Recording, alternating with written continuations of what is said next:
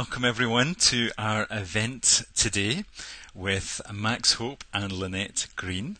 Learning and Being in Action, with a question mark. A conversation about using psychodrama as a tool for person-centred education. What a fascinating title. So, a warm welcome to you, Max. Thank you. And to you too, Lynette. It's really lovely to have you with us. Thank you. And you're both going to be facilitating a workshop, I guess, through the Northern School of Psychodrama in the not too distant future. So you've also agreed to come and do an interview with us tonight. But before we get into all that stuff, because we're online here and all in a virtual environment, maybe I could ask you to give us a sense of where you're located geographically. Lynette, would you like to go first? Yeah, I can rip my dry tongue from the roof of my mouth. I think that I could do that. Yes. So I'm in the East Riding of Yorkshire, so about 10 miles from the sea, and it's been sunnier towards the end of the day, but it's chilly.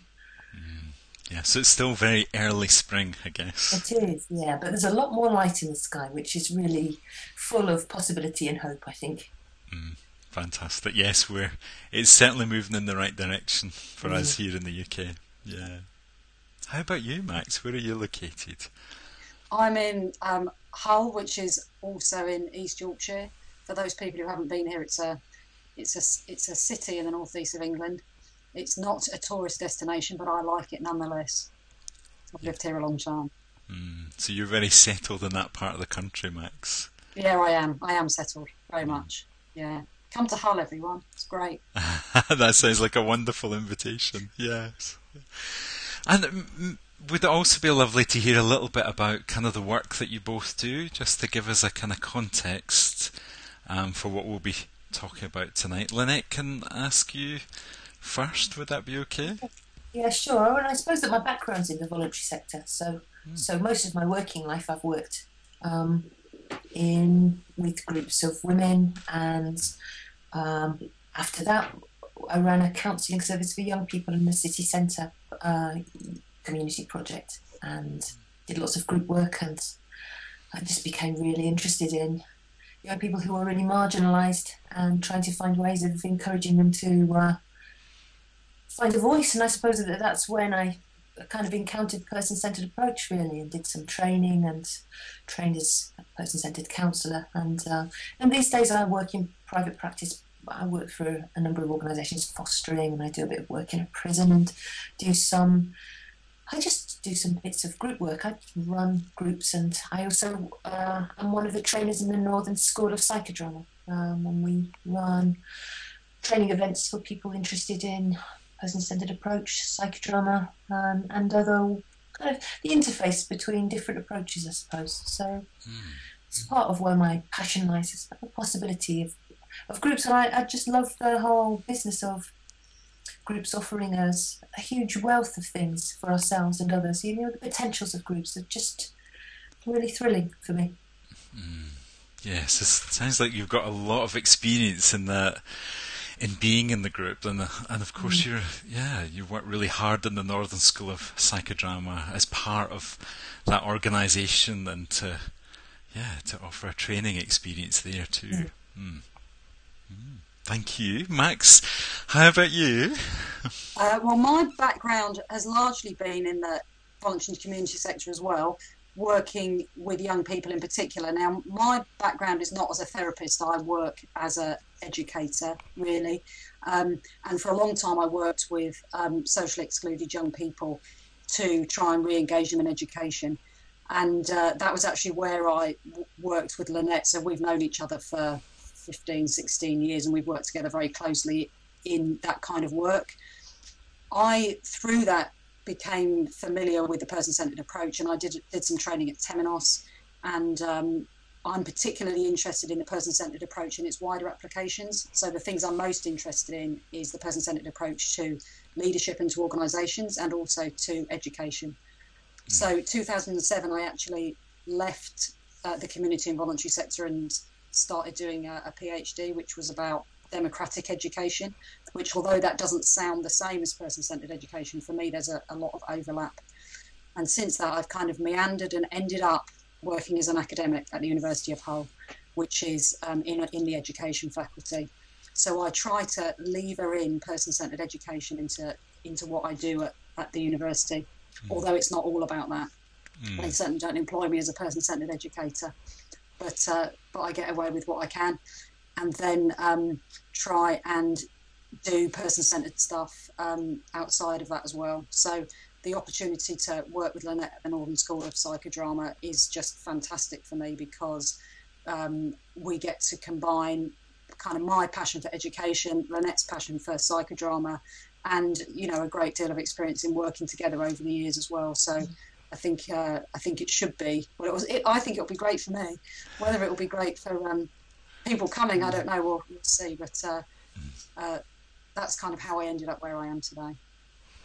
Oh, well, we've got a bit of feedback in the chat room saying someone saying that they've read your PhD and found it very, very interesting. So, no, that must be Bill, because he's probably the only person who's read it. Oh yes, it is Bill. It is Bill. You can see that, yes. Hello, Bill. So you've definitely got a fan of your work here in the chat room, which is fantastic. So I guess the workshop that you have planned, Saz has put the link in the chat room. One of the reasons it's come about is both of your passion for person-centred education, a learning which can be quite different from what a lot of us experienced in school, I guess, and even can be countercultural to the dominant educational paradigm, I guess, or the way that education is offered in institutions even now. And the opportunity to have psychodrama support that and challenge it, and to create that environment too. I know I'm just saying something. I wonder. I don't know if that's sparking something off in you. Or well, I guess for me, it reminds me that Rogers described person-centred education and traditional education as being two different ends of a continuum, and I find that a very, very helpful analogy, really. Particularly as now I am working within a very traditional organisational structure as a university, and I am reminded of how different person-centred education is every day, really, in terms of putting people above structures, rather than being so wedded to a system and wedded to having to do things according to the book, which often actually does devalue people. Whereas the person-centred approach is very much about working with individuals, about where they're at and what they're interested in, and working with them in the way that they will be most engaged. So it's very different to traditional education. And I know at the Northern School of Psychodrama, one of the reasons I'm very keen to do some work is that as an organisation, they are very interested in becoming a person-centred organisation and a person-centred educational organisation, which is again very unusual for organisations to choose to structure themselves in that way. Yeah, I think it's a very challenging climate for all of us, really. I mean, I suppose that there's something about the education field it's true of, but I suppose I know more about training therapists, and there's something about how terrifying the structure, the responses to change and uncertainty and anxieties about ensuring safe and good practice, that there's something about is a very structural approach rather than a functional approach. And I think it's a struggle, and I can feel it in myself when we're trying to find ways of managing to meet UKCP needs or the needs of our member organisation. It's a real tension, there's something about really, because it could be really easy to miss students, and we're a small organisation, and the worry about making sure that we fulfil all the criteria to make sure that students know what they need to meet in terms of outcomes. There's such a tension there, and I think it's a hard circle to find a way through of, and I think that there's something about needing to be in a process with it. I don't think we're there yet at all. I think that we're really aiming to be as person-centred as possible, and it's really challenging, and I think it's a real tussle. It's a dynamic and exciting journey that we're on at the moment. Yes, like the whole therapy field is engaged or on that journey. I mean, I know it's something that we're also tussling with at Temenos. You know, how do we hold that tension of high standards? And you know, I'm really struck by what you're saying, Max, where the structure doesn't outclass the student. You know, it's not more important than the student. Yeah. How do we hold both things together? Is yeah. So sorry, Max. What I was going to say, and also a tension is that some people assume that the person-centered approach to education means that students get to do what they want, whenever they want, however they want, and that there is no boundary to that. And that's also an incorrect portrayal of the person-centered approach, because I still think that there's a negotiation about what a student needs, but around also what an organisation needs. So you're talking there about maintaining quality and maintaining standards, and I think that's an important. If a student is going to get a certificate from Temenos or from Northern School of Psychodrama, there are some criteria that they may need to meet in order to get that certificate, and that's okay. But for me, the question is, how do we reach those standards, and can it be done in negotiation with students rather than an imposition of a lot of rules and regulations which they have absolutely no influence over? Yeah, so it's not necessarily a free-for-all. Yeah. Well, I just want to hold a space for those of you who are watching live tonight and may want to offer us some comments or questions about your experience of person-centered education, of psychodrama, maybe some questions you might have for Max and Lynette. So I just want to kind of say that we're really open for that. But while you're thinking about that, Max, I wonder if it'd be possible for you to say a little bit more about what person-centered education means to you. You know, when you say that, what are you thinking about? I know you're saying something already about, well, there's maybe still criteria that students need to meet. I wonder what else that you're thinking about. Okay, I'll actually, if I can actually start with the opposite, which is if we look at traditionally at how education has been structured, certainly in this country, we have schools whereby every student learns the same things in the same way, regardless of where they are in the country and regardless of who they are as a student. And there are expectations about what they will cover and how they will be assessed. And that is then measured in each school and also compared nationally by league tables and what have you. And there's something about that structure which is a very much a one-size-fits-all approach. And it's no doubt that for some young people or for some students, that's okay, that does fit, and they can manage within that, and they survive and thrive and come out the other end having done absolutely fine. But my experience of working with socially excluded young people is that there are increasingly large numbers of young people for whom that does not work at all. And I guess through meeting those young people for whom it doesn't work at all, I started to look at the alternatives. And if we look at person-centered education as one of those alternatives, person-centered education values individuals at the point that they are at, so where they're at and what they're interested in. And rather than it being a one-size-fits-all, it becomes the school fitting the student rather than the student fitting the school.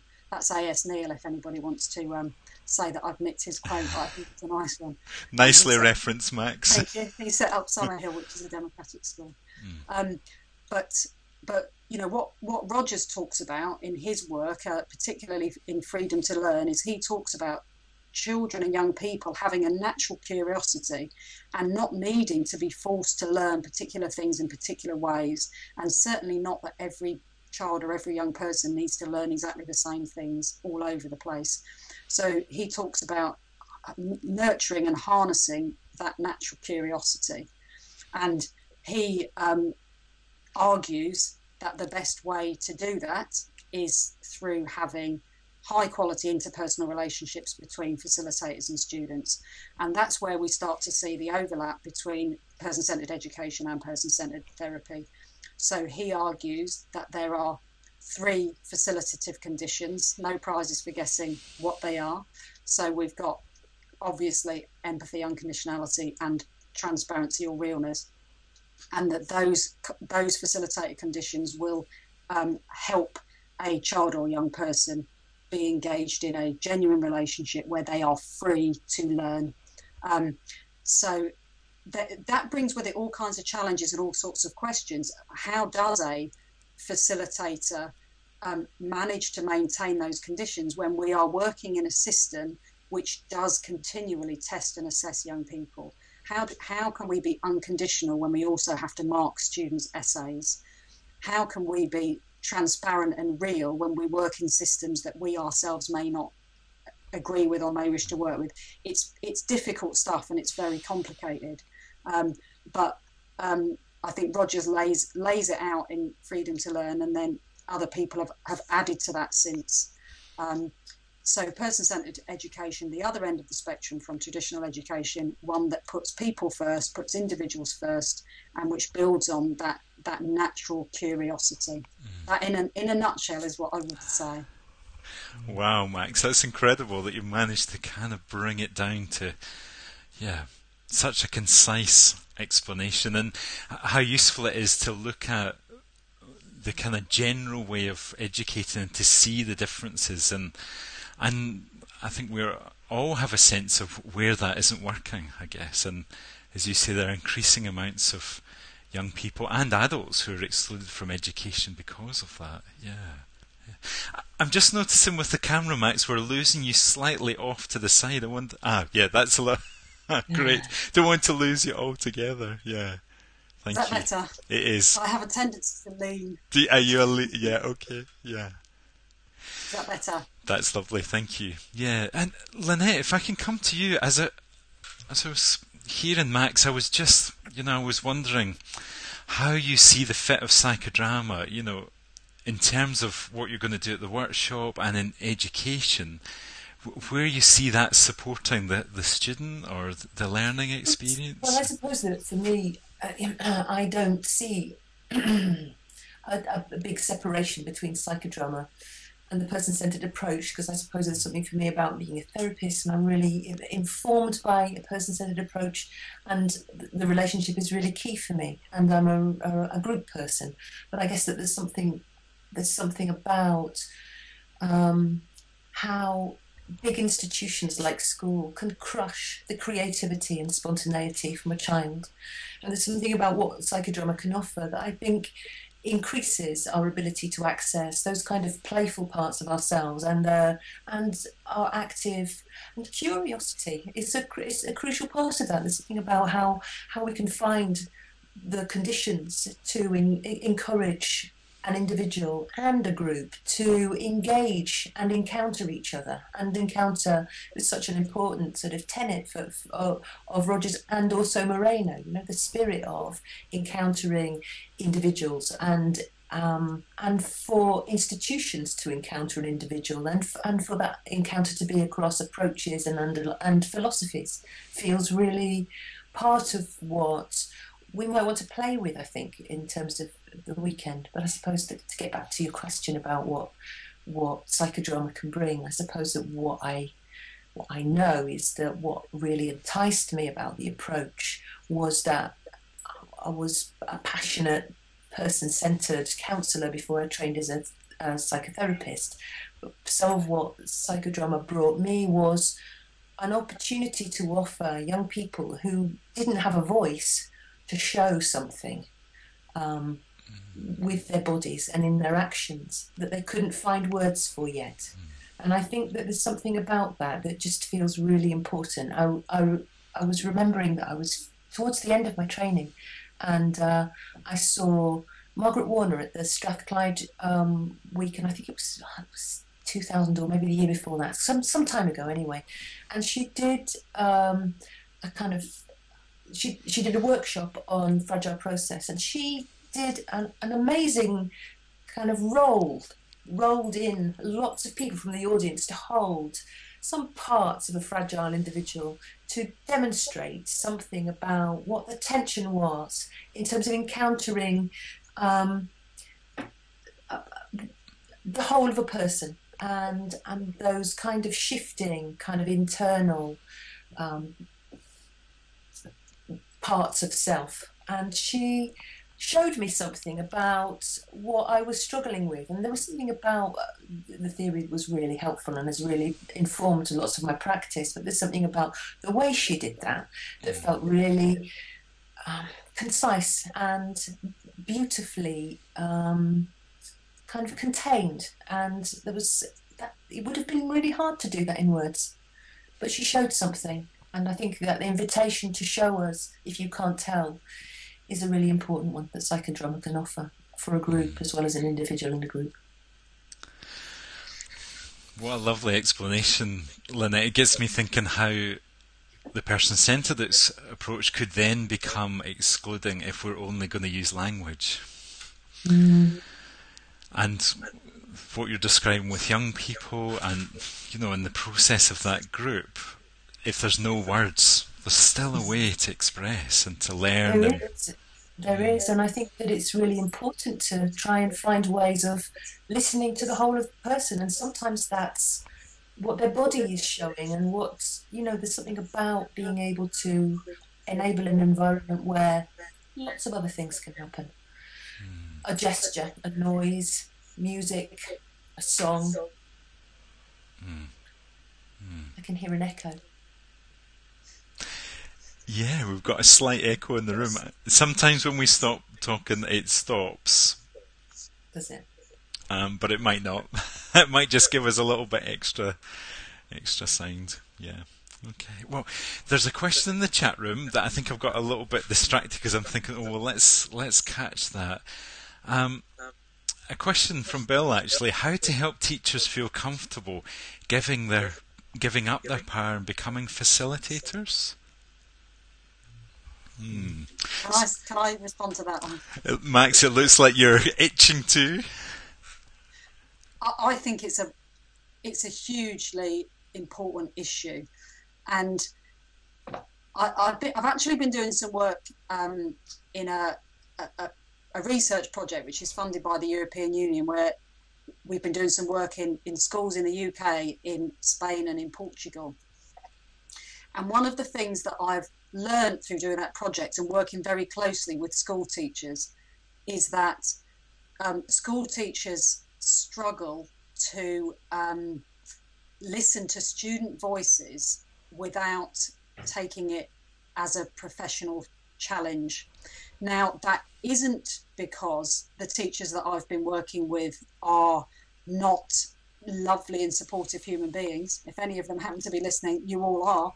But it's because the way that they are trained and the culture in which they work sets out teachers as professionals and experts and those who know best, and it sets out students as being the ones who are learning.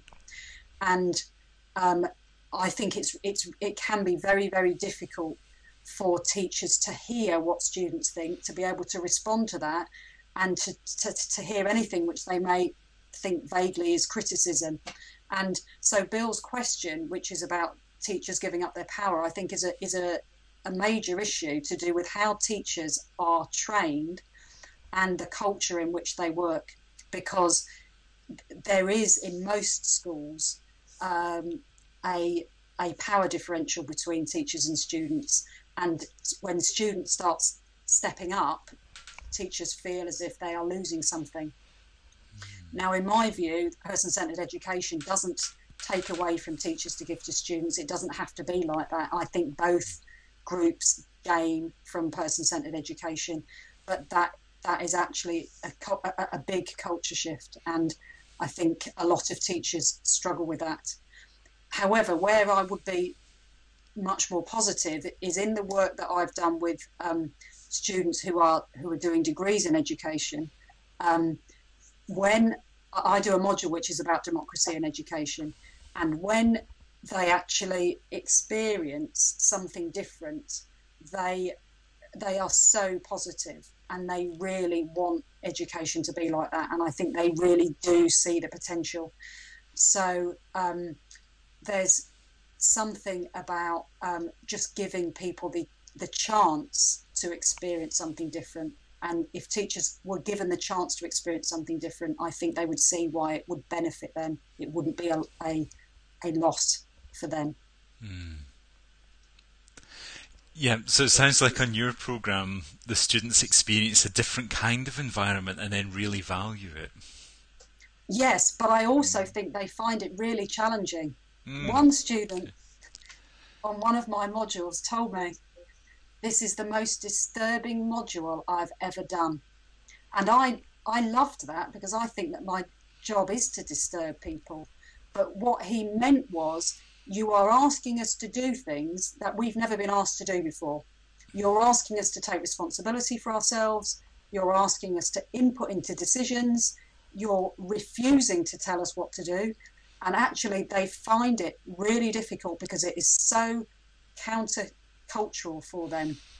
And actually, it can take a lot of time. And some students don't like it because they don't know how to be in that. You know, having been through kind of 12, 13, 14 years, however long it is, of having one system, they think they understand that system and they know how to fit it. To then ask them to do something else, they don't trust it, they find it very difficult, and some are very resistant to it. In fact, all the things that Roger said about person-centred therapy, that some people find person-centred therapy so very difficult and hard to trust for that reason, and the experience is mirrored in education.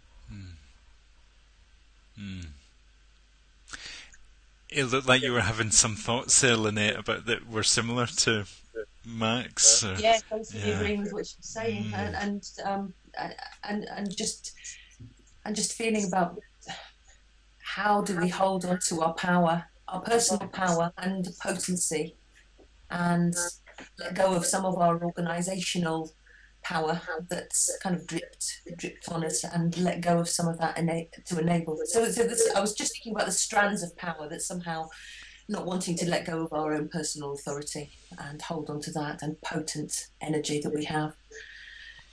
But some of the role power that we have is much more corrosive, I think, for the other to experience. Yeah, so that sounds like quite a developmental issue, I guess, or a possibility for educators to be able to hold themselves and to hear someone else. Yeah.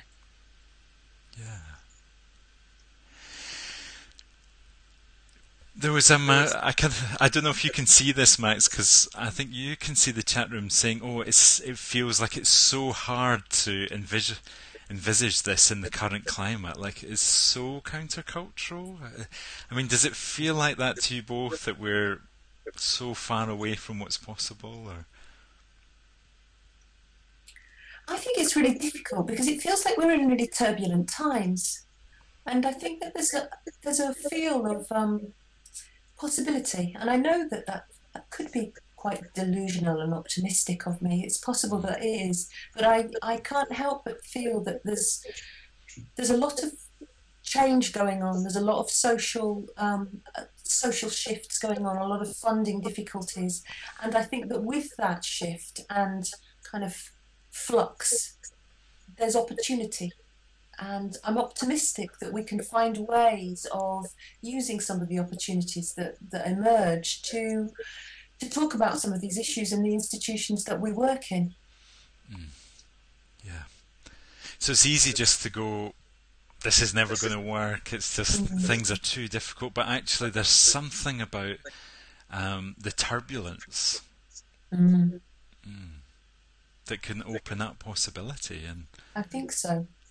There's something about the actualizing tendency. I have to trust the actualizing tendency even in what feel like the most oppressive organisations. Do you know, there's something about what might be possible, and see that there are chinks of possibility in small groups and larger groups, possibilities to make something shift. Yes, well, it's interesting. Comment in the chat room, somebody somewhere has to change things, but I guess if that might be all of us in our presence. Yeah. I think, can I respond to the question as well, John? Please, Max. Yeah. About the current times, and I think there's something very depressing about what's happening at the moment about education and the world more generally. But I'm a bit of an optimist, and I think that there's some really exciting things happening as well.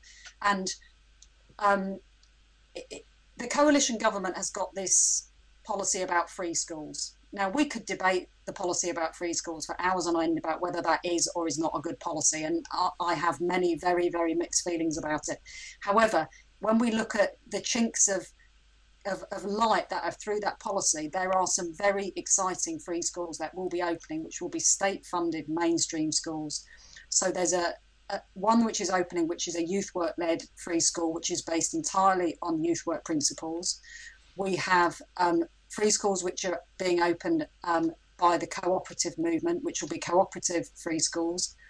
We have free schools which are being run on quite exciting alternative type curriculums, including Steiner and Montessori free schools. So we've got some good stuff going on there.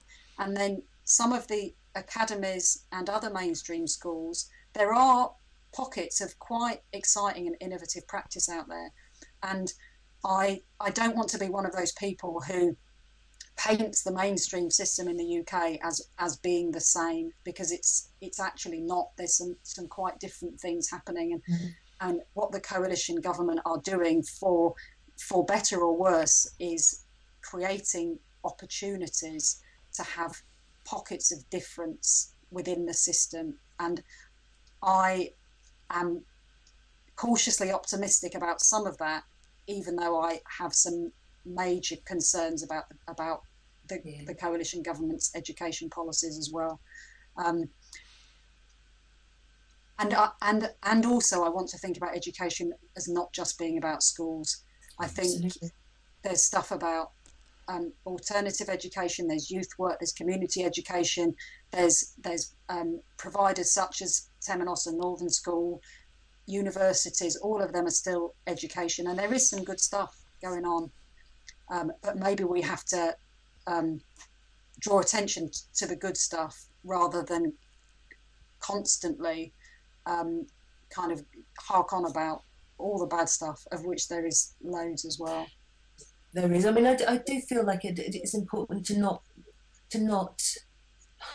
It's important to not look away from the cuts that are going on at the moment. You know, when we see kind of locally in Hull, you know, big cuts across the board, and frightening things are happening to individuals in that. And I don't want to kind of discount that, because it does feel like there's real human costs being made, and people are paying a big price for some of the things that they're missing out on and access to. But it feels like it's important to keep hold of what's possible and what we might be able to enable some change to happen in. And I have seen some, you know, little patches of things going on, and conversations around what might be possible in terms of new community-based organisations forming that are full of possibility. Yes, so we could. What's happening in what feels like the mainstream can almost blind us to some of the other things that are emerging. And there's been a request in the chat room to maybe give us some examples of some of the exciting things that are happening out there in schools, you know, in these non-mainstream experiences. What might they be up to that could inspire us, do you think? Well, I'll just say a little bit about free schools. So free schools have been set up for, well, arguably lots of reasons, but one reason is that they're supposed to be about improving educational outcomes. So at the end of the day, Gove and others are mainly interested in results. They are less interested in process. And so schools will not have the same very rigid guidelines about what they have to do. So schools don't have to offer the national curriculum. They don't have to stick to the same timetables or the days of the week that they open. They don't have to teach in the same way. So they can do some quite different things.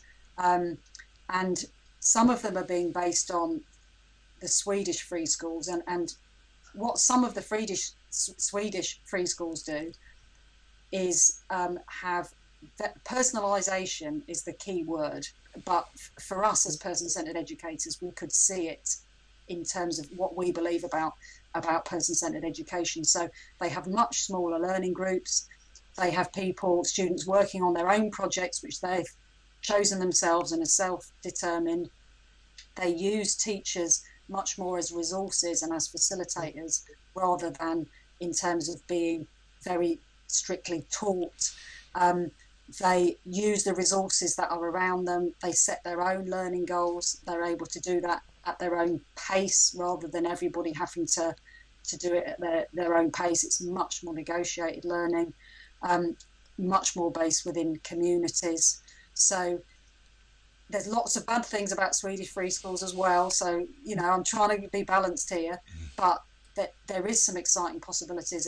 And Gove has said very clearly that he is not looking there being one model of education that he's interested in, that he's interested in every sort of approach as long as it works. Now, for him, it working means improved educational outcomes, measurable results. We have an issue with that, of course, but actually, I think that person-centred education does create measurable results in terms of academically, because young people are more motivated, more engaged, and they want to learn. So I think the results will come. I think if we focus on the relationships and focus on harnessing that curiosity that we were talking about earlier, the results will come, even though that's not necessarily what Gove was aiming at. He's only interested in results, whereas we're interested in process. But I think that some of those Swedish free schools, to have them in this system here, to be state funded, non-fee paying, totally comprehensive, free at the point of access, I think that's exciting. Yeah. So there's something about what's happening in the political landscape that's opening up a space for opportunity and the real possibilities. Yeah. Well, thank you for that description, Max. That's really helpful and exciting to think of what could be possible. Yeah. We've had some requests in the chat room for a little bit more description around psychodrama and how it can be used as a tool for learning, and actually quite a practical question where there's a comment: the participant is a drama teacher and hoping for an example of what you would consider to be a good use of psychodrama in the classroom. Yeah.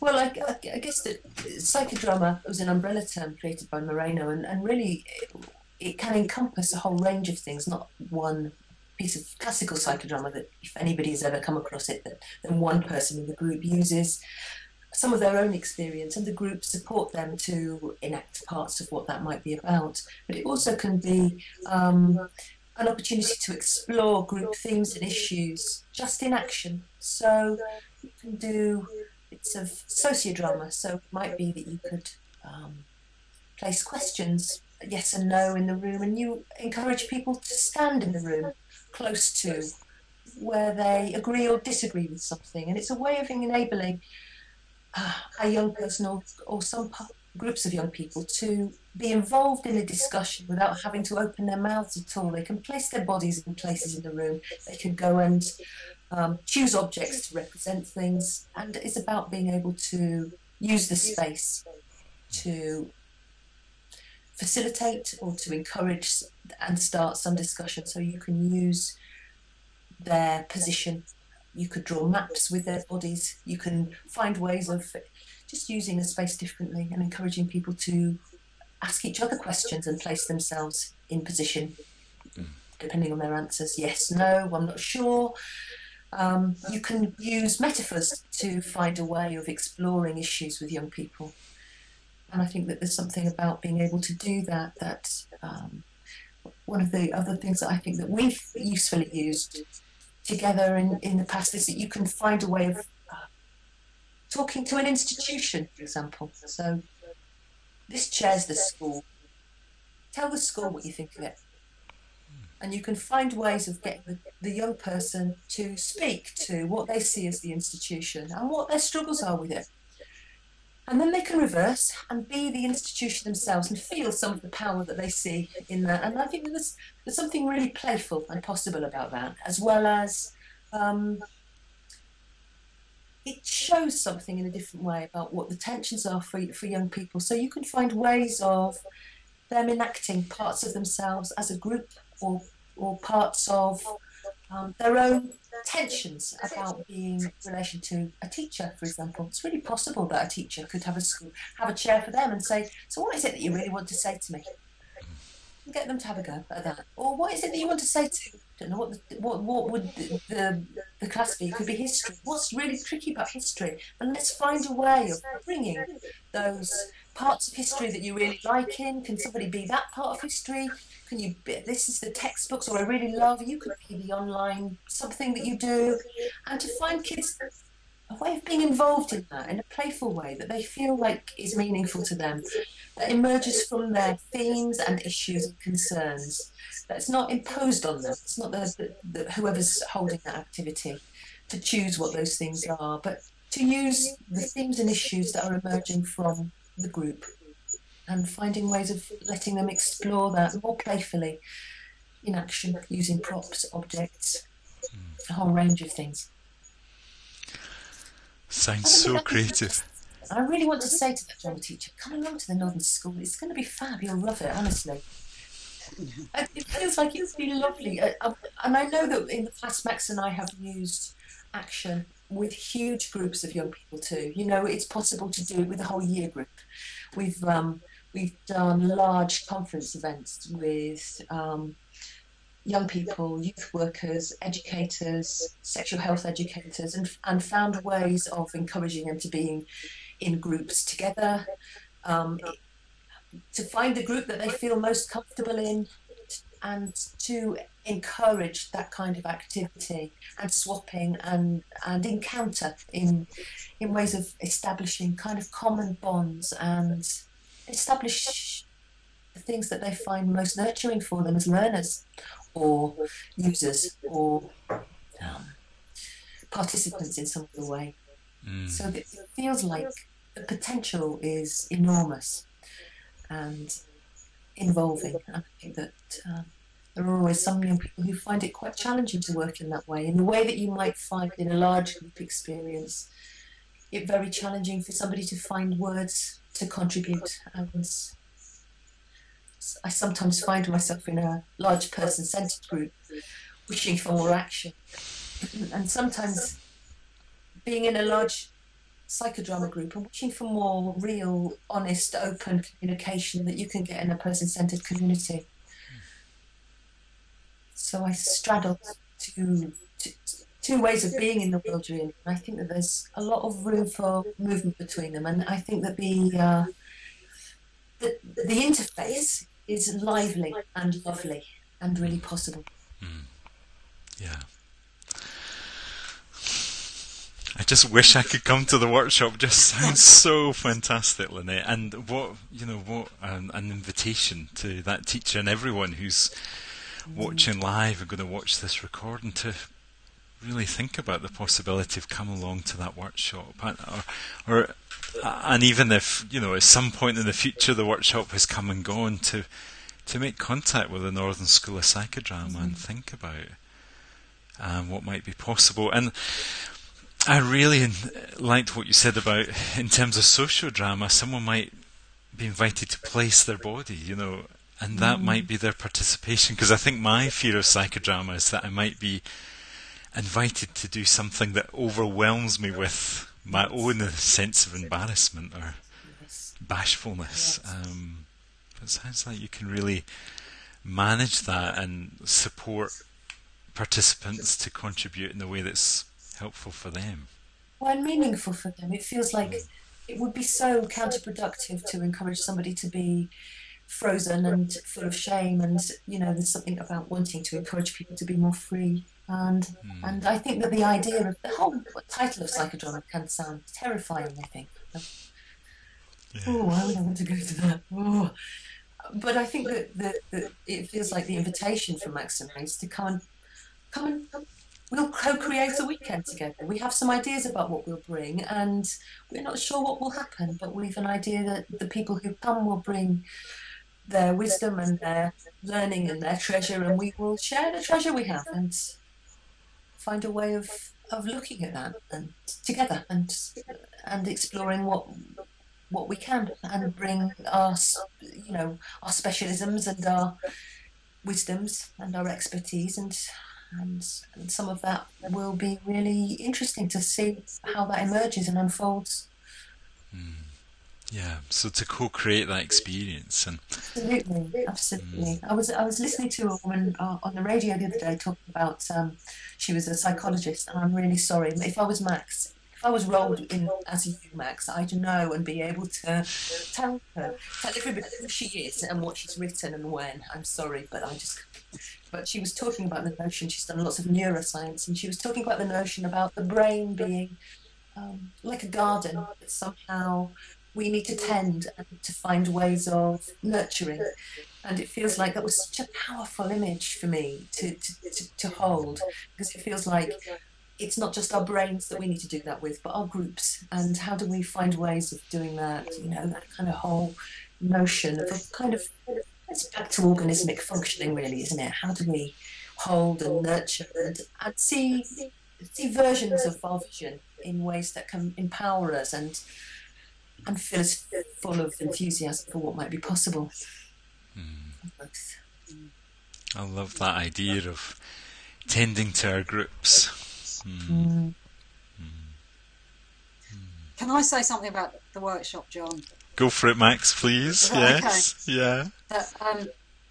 I think what's exciting for me about doing this workshop using psychodrama is that we'll get to actually see something about people's experience. Now, I've sat in a lot of person-centered groups and listened to people talking about their experience of all sorts of things, but I think it's different hearing somebody talking about it to actually seeing it.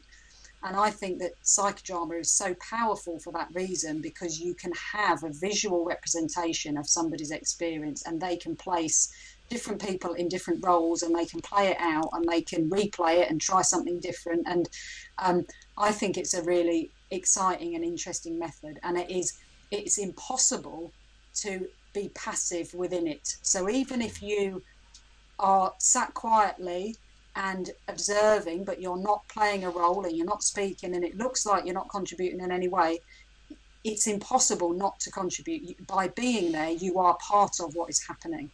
And that's really exciting for me. And school is one of the only experiences which is completely universal in this country. Like, we all have been to school, or if we haven't been to school, we've been educated in some way or another. So we all have an experience of that. So we all have something concrete to start with. And one of the reasons we've called our workshop Forgetting School, even though somebody told me the other day they thought that title was rubbish, but never mind. You should have heard some of the alternatives, they were even worse. Should have done. Anyway, one of the reasons we called it Forgetting School is to try and say, look, forget what you think you know about school, because we want to offer you something different. And we want to talk about education and experience something different to what most of us actually experienced at school. And so it's called Forgetting School for that reason. And then there's a Albert Einstein quote as well, which kind of says education is what happens when you forget everything that you learn at school. And I do think that's true as well, that education happens in all ways to all people, and it's not just about school. So we wanted to encompass some of that as well. But I think using psychodrama is, for me anyway, will be a really exciting way of doing it, because it's not just sitting around and talking, or like we're doing now, just talking hypothetically and throwing in bits of theory and throwing in stories. It's not about that. It will actually be about seeing it. and experiencing it through somebody else's shoes or somebody else's eyes, and I think that will be just really interesting and exciting. Yeah. Yes, I was thinking about Moreno. Moreno talked about holding attitudes of active curiosity, and it feels like that's part of what we want to be able to do. It's engage our own active curiosity with the process of learning, and there's something about how we can do that in the here and now. And Roger's talked about being open to experiencing and how important that was, and there's something about trying to find a space that we can do that using action. And I'm not sure what will happen, but it will be active. Yes. There's never nothing happening in a group, is there? And I think that psychodrama shows us something different about how that's happening in a group, from a way that you might experience a different kind of group. But it's the same things going on, and I suppose I was thinking about being fascinated about the group that we are, that I can see our three faces and I have a sense that there's a lot of other people who are here, and there will be things going on between you know each other, there are ripples of connection, and I haven't got my online events I don't know what's going on, but I know stuff is going on, and I guess that's what being in a group is. Stuff's going on, and psychodrama and doing things in action mean we can see some of what's going on in a different way. It's manifest in a different way, and it'll be really dead good to see some of what that is. And I think it's just very exciting. Yeah, to actually be able to see each other's experience of universal experience sounds so exciting. I want to catch something about a term that we've been using tonight that might not be familiar to everyone, and there's been a question about it in the chat room, which is, what do you mean by process? And we were talking a little bit about this before we came on air, so I wonder, we've only got about 5 minutes left, which doesn't feel like any time at all. Talk about process in 5 minutes. Oh dear. Yeah, I just realised the challenge I've set you both there. Sorry. For me, in a nutshell, the way that people engage and the way that people learn is of far more interest to me than what people learn. So for me, process is much more important than outcome. Our current government policy is the opposite. They're interested in outcome. They're not interested in process. But for me, the process is how does person A go on a journey to get to wherever it is that they want to be, and how can I help them with that? And that bit in the middle is the process for me. What is the interaction between a facilitator and a student, or between a variety of number of students? How can we all be learners together? How can we all create something whereby we all are on the journey that we want to be on? Lynette, process, what's it for you? Process in 2 minutes. Well, I suppose that there's something about the process of the group. I don't know what the process of that group will be when we're doing that, but what I know is that what will inform the process of the group when we meet. There are threads of that alive already. I'm really kind of influenced by Maureen O'Hara and the idea of those big groups that she did, and things to do with the threads of content that we bring, and some of our own histories and some of our own ways of being, and they form the group that we will be in that week. And we are in a group now, and we are in a lively group, and the process that's going on here is emerging because of the things that you're interested in, the things I'm warmed up to, the things that you're talking about, John, and that is about themes, issues, learning and encounter, and it feels they're all wrapped up together for me in this process we're in now, and in the process of the group. It's a lively encounter and a dynamic kind of wish that hand gestures were more able to be encountered here. Yes. What would your hands be doing right now, Lynette, if they were? I don't want to talk about my bees with 1 minute left to go, but there's something about the kind of organismic action of interconnected systems. And in psychodrama, we call it tele. So it's about a relationship that's mutual. It's not transference, because we don't do that, and it's not empathy. It's about a mutual, in the here and now feeling that's shared. And that can happen between individuals in groups, and it feels like that is part of the process of a psychodrama group, and that gets developed and seen when people take roles and action unfolds. And then in periods of sharing, you can get to find out some of what those connections are. So people holding roles for each other. So the process of the group in psychodrama is shown and described in different ways from the ways they will encounter in a group that you would be more familiar with in a big person-centred community. I don't think that's an answer, is it? I'll maybe now on process some other time. This feels a tricky one. Feels like a lovely description, Lynette, of that. Just a system that's together. It's not about transference. It's not about who's in charge. It's about what's going on. It's the crackle of the here and now, and I think that I'm a beekeeper. I'm passionately interested in what happens in hives, and there's such interconnection and such mutual sharing of information, decoding and understanding information in different ways. And I think that that's what we do in groups, and the process is hard to spot sometimes, but it's there, and it's about how we find ways of making sense of it for ourselves, I think. It's definitely there, yeah. Well, I think I'm going to set you... I mean, that was amazing, rising to that challenge. We've got a couple of minutes left, and I think I'm going to give you an even bigger one, which... I've been thinking about this. There's a comment, and Sandra's helped me to see that it's a question. How are people helped to feel safe? And it feels important because I think there's so much fear in education, whether we're students, we're in the role of educator, or... do you have a thought about safety that might be helpful? And as we're talking, I'm thinking about the relationships that we've developed here as a group and the safety that it feels is here. But I don't know where that question takes you both.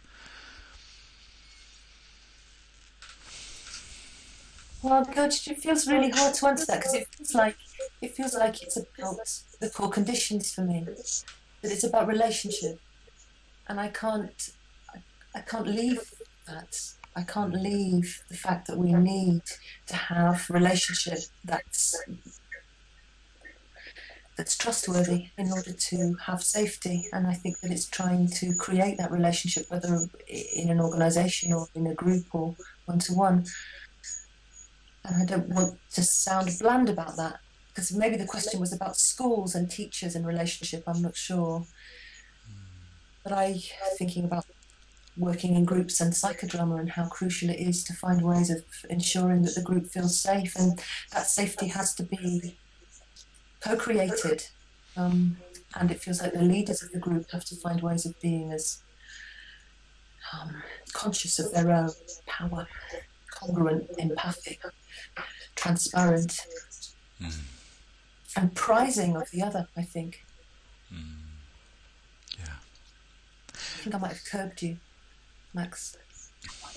I think your answer is great, and I'm also looking at what people are saying in the chat rooms about create the conditions and people feel safer, and I think that that's true. But I think as a facilitator, it's not in my power to make people feel safe.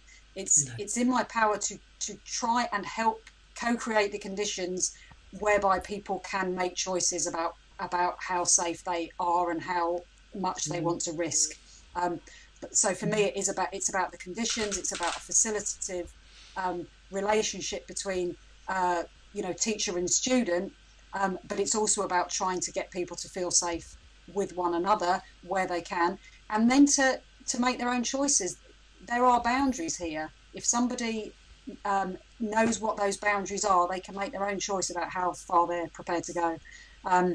And it's tricky stuff, particularly if we're working in institutions where this is very different to what they've experienced before. in those cases it will take them longer to feel safe in terms of actually being able to trust that this is real. Mm. And I was thinking too about psychodrama. The method of psychodrama can be scary, as you were saying, John. You know, and it feels really important that people understand something about what will happen and what might unfold as a group, and for that to be as clear and open as possible, and for that to be as understood. And sometimes you can't experience something unless you've experienced it. You can't be told what it will be like, and you have to have some sense of being able to trust what unfolds. And it's alarming. It can be alarming to see people do stuff in action, because sometimes what we see is ourselves in front of us, and that can be. I remember that one, and that's true in any group. You know, you hear somebody talk in a big person-centered group, and you hear your own struggle being spoken in front of you. And I think psychodrama's like that. You know, you can see your own struggle displayed in front of you in a different way, not spoken but in action, and that can touch us and grab us in ways that can be unexpected and quite scary. Yes. Yeah. So important not to underestimate what that can do to us. And also I think, you know, especially in terms of the strength of institutions, it's important not to underestimate how impactful the core conditions can be. Yeah. You know, just at the beginning of our discussion, you both were talking about how central relationships are, and those kind of relationships where we can feel heard and not judged, what that can create as an opportunity for being and learning is, it's important not to underestimate that. And I think you've both given us a sense of how you embody that yourselves, and what might be possible in this workshop that you're co-creating with the participants that's upcoming, and of course in your ongoing work as educators and facilitators. So I'd just like to say thank you both for your openness and your honesty in what you've given us tonight, and of course your time as well. Thank you. Really appreciate it. Thank you, and thank you everybody in the chat room for participating with your comments and questions, and or just for being there and just for listening. Thank you very much. I've enjoyed it. Thank you. Yes, it's been a lovely evening together. Thank you everyone, and we'll look forward to being together again at some point in the future. Thank you both, and thank you to everyone online.